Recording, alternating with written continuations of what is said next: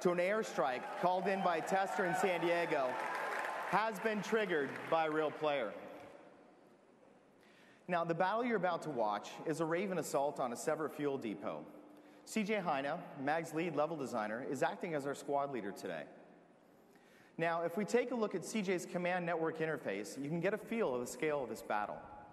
CJ's squad of 8, along with other 3 squads in his platoon, must punch through a line of enemy bunkers, secure a forward landing zone, and push forward to the heart of the enemy facility. Now, if we pull back just a bit, you can see that his squad isn't alone. His platoon is one of 4 that make up the Raven Company assaulting this base. Now, each blue dot you see is a live player participating in the battle right now. But remember that for each blue dot you see, there's also a red enemy, most of whom are currently undetected. So to start his assault, CJ is going to use one of his squad leader command abilities to call in a recon UAV to scout out those enemy locations. UAV inbound and on target. Now, unfortunately, the enemy has an anti-aircraft battery that's up and running, and it's going to shoot down his airstrike as it comes in. So he's going to have to go in with a little bit less information than he hoped and go from there. So these are all the squad members we see on screen that are up here on the stage today.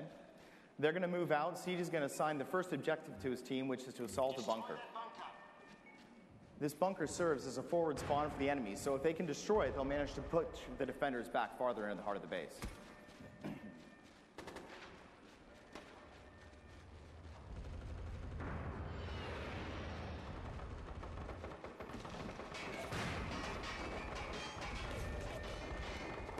So there's the bunker in front of us. Now, as we assault, we're going to switch over and take a look at the platoon leader perspective for Ben Jones.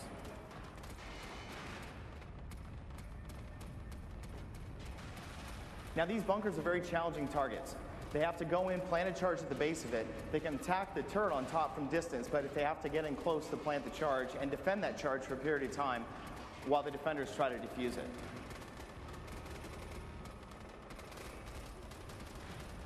There you can see now, as the actions he's taking, because this objective has been assigned to the squad, he's going to get bonus points for every action he takes.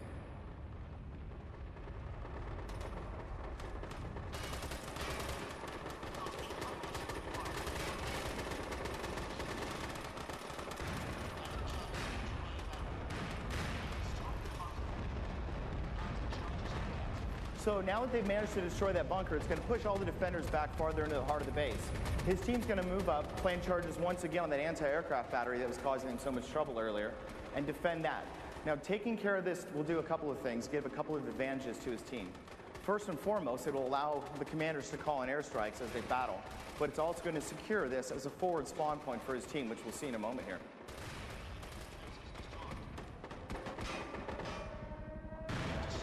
You can hear that air raid siren, lets everybody in the battle, no matter which platoon they're in, know that the attackers in this area have secured that forward spawn. And now we have helicopters coming in, which serve as the forward deployment point for his team.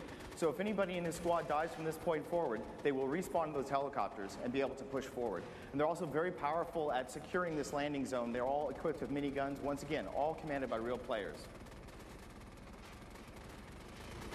So now that they've managed to secure this forward landing zone, CJ is going to use another one of his command abilities.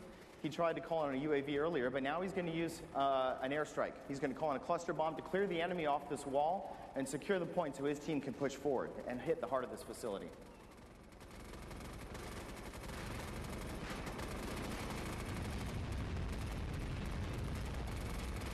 So obviously, devastating strike. It's cleared the enemy off this position. Now his team has a few moments before the enemies respawn, secure that wall again. So they're going to push in and set a foothold to push into the heart of the base where they'll link up with all 4 platoons for the final assault on this objective.